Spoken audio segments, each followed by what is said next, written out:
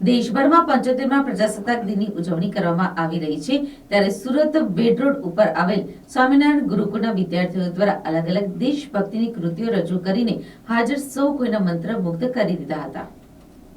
આજરોજ દેશભરમાં 75મા પ્રજાસત્તાક દિનની ઉજવણી કરવામાં આવી હતી ત્યારે સુરત બેડ રોડ ઉપર આવેલ સ્વામિનારાયણ ગુરુકુળના વિદ્યાર્થીઓ દ્વારા અલગ અલગ દેશભક્તિની કૃતિઓ રજૂ કરીને હાજર સૌ કોઈને મંત્રમુગ્ધ કરી દીધા હતા અને આ કાર્યક્રમમાં ભારત માતા કી જયનો જય જયકાર થઈ ગયો હતો।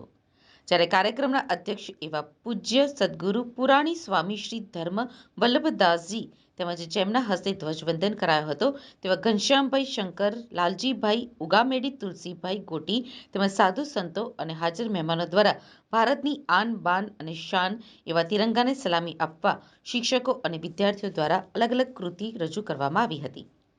જ્યારે આ આઝાદીના પર્વની સાધુ સંતો શિક્ષકો અને વિદ્યાર્થીઓ દ્વારા ધામધૂમપૂર્વક ઉજવણી કરવામાં આવી હતી।